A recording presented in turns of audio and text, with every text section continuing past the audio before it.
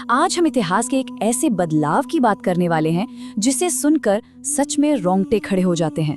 एक ऐसा ट्रांसफॉर्मेशन, एक ऐसा प्रायश्चित जो हमें ये सोचने पे मजबूर कर देता है कि इंसान के अंदर का अंधेरा चाहे कितना भी गहरा क्यों ना हो, उम्मीद की एक छोटी सी किरण सब कुछ पलट कर रख सकती है।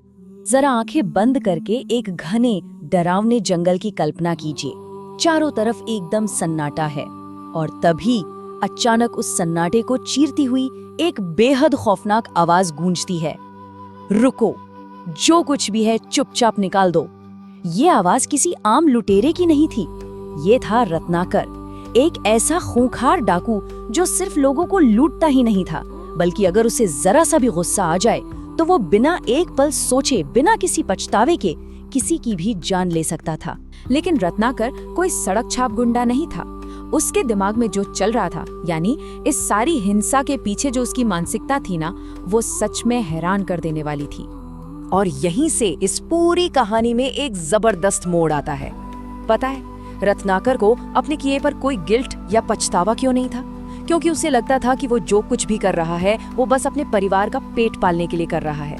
उसका लॉजिक एकदम सीधा था, मैं तो ये सब अपने परिवार के लिए करता हूँ। लेकिन एक दिन देवर्षि नारद उसी जंगल से गुजर रहे थे।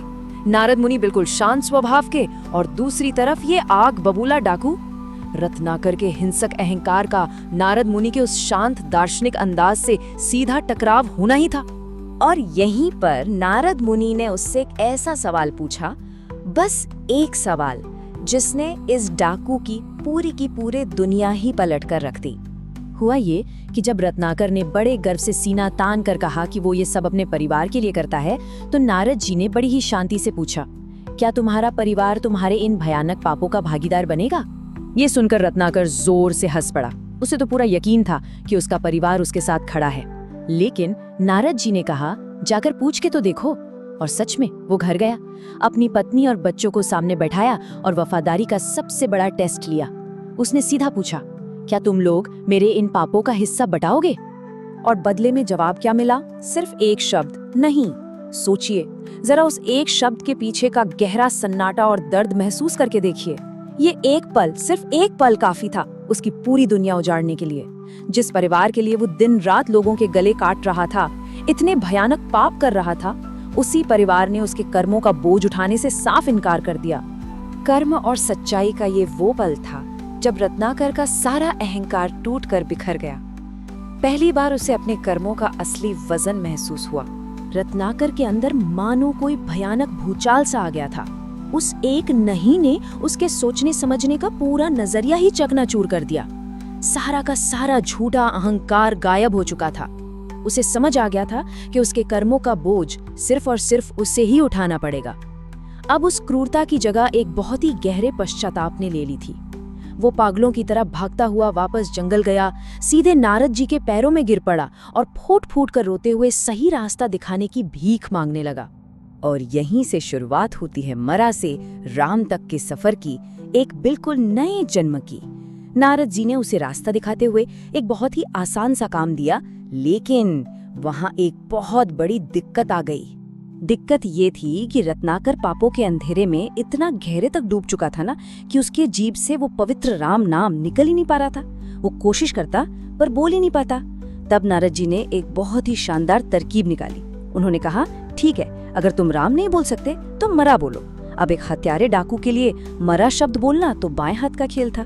रत्नाकर ने जपना शुरू किया, मरा मरा मरा, और जैसे जैसे वो इसमें खोता गया, इसे तेजी से एक लय में बोलने लगा, तो वो शब्द अपने आप ही पलट गया। मरा मरा करते हुए वो कब राम राम में बदल गया, उसे खुद पता नहीं चला।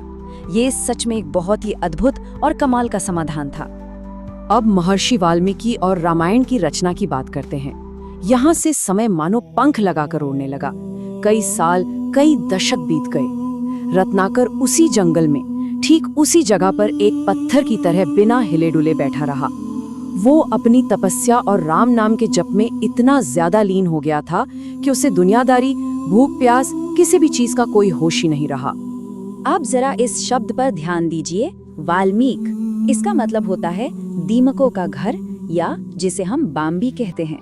रत्नाकर इतने लंबे समय तक पूरी तरह से स्थिर बैठा रहा कि दीमकों ने उसके शरीर के ऊपर ही अपना एक विशाल घर यानी एक वाल्मीकि बना लिया। और ये कोई मामूली बात नहीं है, ये इस बात का बहुत बड़ा प्रतीक था कि वो पुराना रत्नाकर, वो बेरहम डाकू अब पूरी तरह से खत्म हो चुका था।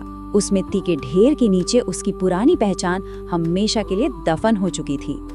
और फिर एक दिन उस दीमकों के घर से, उस वाल्मीकि से एक बिल्कुल नए इंसान का पुनर्जन्म हुआ।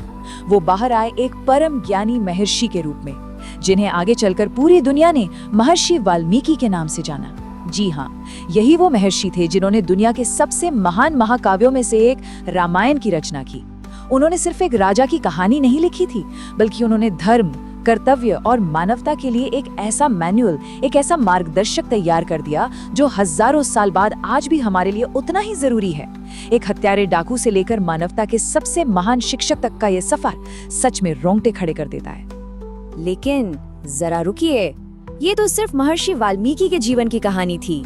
यहाँ एक ऐसा सवाल खड़ा होता है जो किसी का भी दिमाग घुमा दे कि जिस राम का नाम जपने भर से एक खूंखार डाकू इतना बड़ा महर्षि बन गया, उस राम की अपनी कहानी आखिर कैसे शुरू हुई, उनका जन्म क्यों हुआ और उस युग का वो असली रहस्य आखिर क्या था जिसे बताने के लिए इतना बड़ा महाकाव्य रचना पड़ा। ये कुछ ऐसे सवाल हैं जो हमें इस कथा की और भी गहराइयों में उतरने के लिए मजबूर करते हैं। आज के इस विश्लेषण को हम इसी बड़े सवाल के साथ यहीं छोड़ते हैं, क्योंकि याद रखिएगा, असली रहस्य की परतें खुलना तो अभी बाकी है।